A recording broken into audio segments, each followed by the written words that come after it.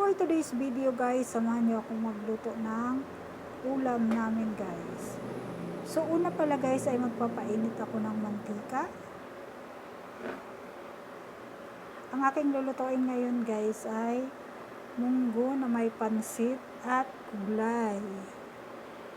Diba guys, pag pansit talaga pansit ang talaga yung ano niya, luto niya. Pero ito sa akin kakaiba to guys. So tingnan nyo guys kung paano ko niluto. So una pala guys ay nagisa ako ng bawang. At isusunod naman natin ang sibuyas. Ayan. So mikos-mikos lang natin guys.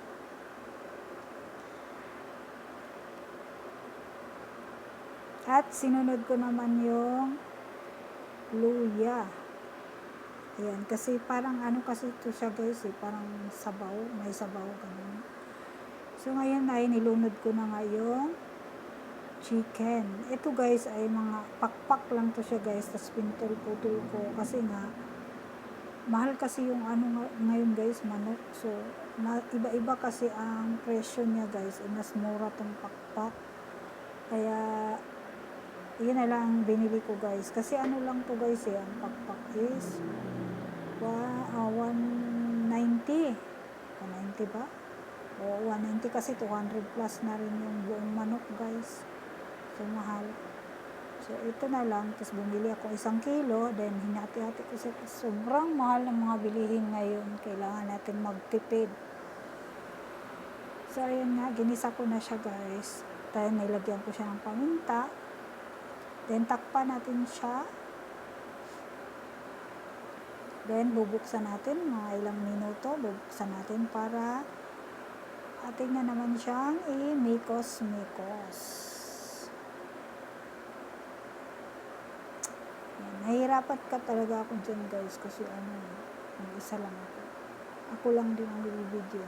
So ngayon nilagay ko na nga yung kalabasa. Tulad nga ng sinabi ko sa inyo guys, ay pansit to siya guys na with gulay. Kaya yan, nilagyan ko siya ng kalabasa. Ayan, diskarte lang talaga yung ginagawa ko guys. Kasi sobrang mahal ng bilihin. Diba? Basta ang ano lang naman natin masarap yung niluluto natin guys. Diba? Sulit, masustansya. Diba? Ano pa rin guys, kahit mahal ang mga bilihin, nakakaraos pa rin. Depende lang yun sa pagtitipid. Kasi kung buong manok talaga, ilulutuin mo. Kahit kalahati lang ng konti lang din yun, di ba? Konti lang din yun na pang-ulam nyo. So, mas maganda yung haluan mo rin ng gulay. Para sulit yung budget mo guys, di ba? Kakasya yung budget mo.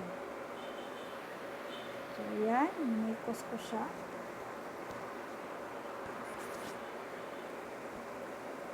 Mahirap kasi pag hindi ka marunong magtipid, talagang short talaga kayo. Sa dami ba naman ng mga bayarin, katulad ng tubig, kuryente. So, kailangan talaga natin ng magtipid. Tulong na lang din natin yun sa partner natin. Kailangan natin dumiskarte. Mabuti na lang din yung partner ko guys, kumakain siya ng gulay. Kaya hindi ako mahirapan kahit tinitipid ko na yung ulam. So, gusto niya kasi din yung gulay. So, nilagyan ko pala siya ng tubig guys para pangpalambot din sa manok at yung kalabasa.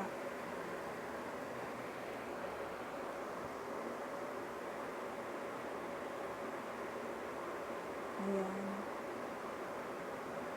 So, may style pang paikot-ikot sa cellphone. Akala mo hindi nahirapan. Sana all.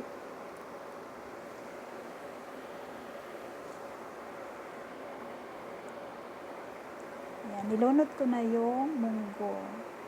Yung munggo pala guys ay pinalambot ko na siya.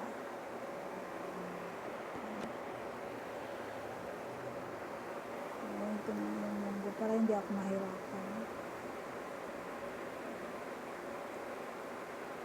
i-try nyo din magluto nito guys, masarap. Yung munggo din kasi guys, paborito ko, yung pansit paborito ko din.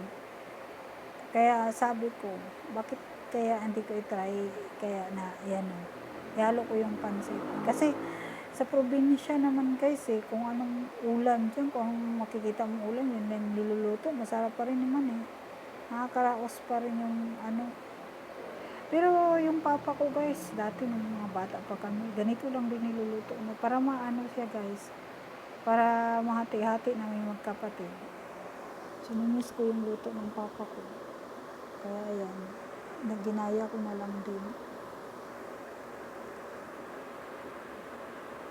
Naalala ko pa noon guys, kapag nagpapatrabaho yung papa ko sa ano namin, sa lupa namin.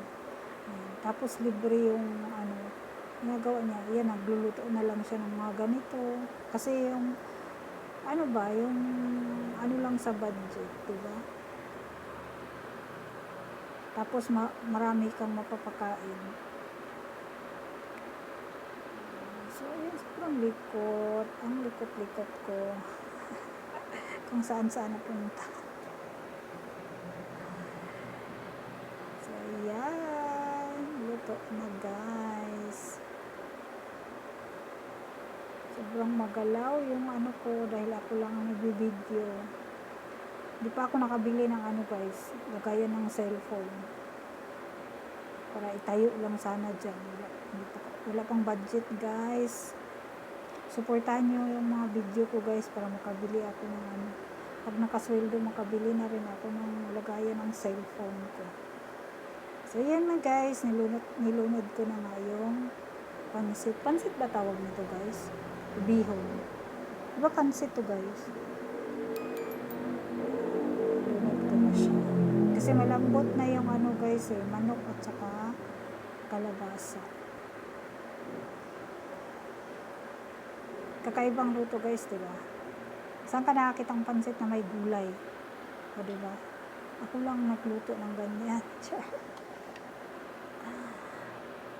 Sariling ano guys, sariling sikap. Ganun. Sabi nga ng mister ko masarap daw.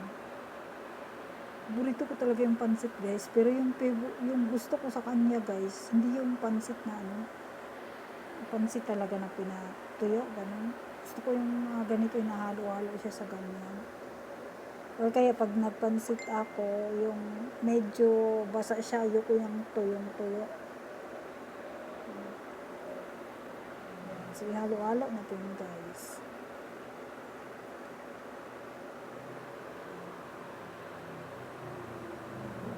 Hanggang sa lumambot siya.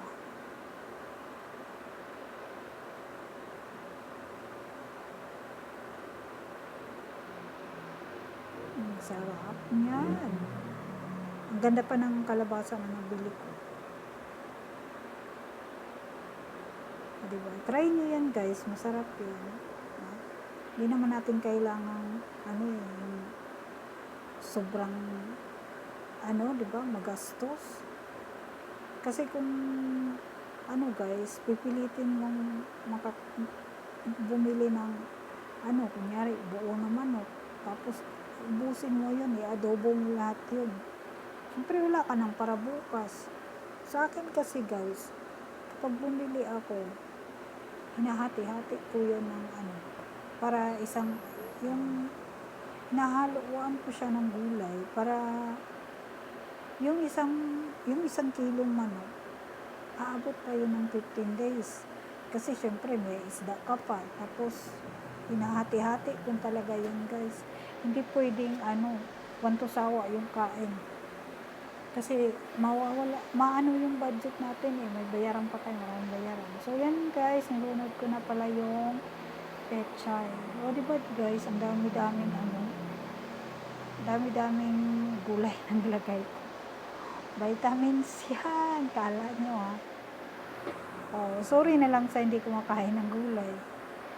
Yung mga kasama ko kasi dito sa bahay, kumakain sila ng gulay. Kaya swerte na rin ako, diba? Kaya maganda talaga guys, yung mga anak nyo, bata pa lang, sanay-sanayin nyo na sa gulay yan. Huwag nyo sanayin sa mga adobo, mga litsa na dyan, mga sasarap na mga tusino, hotdog. Huwag niyong sanayin sa ganyan guys, kasi pag malaki na yung mga anak nyo, yan, kakaproblema kayo dyan sa pagpapakain ng gulay. Yung iba nga ay nakakwentuhan ko yung laki daw ng gastos nila sa ulam dahil yung mga anak nila, apo nila, di daw kumakain ng gulay. Kaya mahirap talaga guys pagka yung kasama nyo sa bahay hindi kumakain ng gulay. No, wala talagang mangyayari sa budget.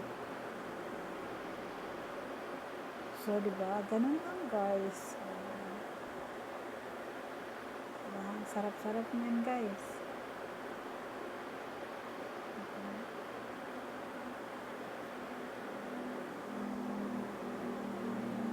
Tapos na.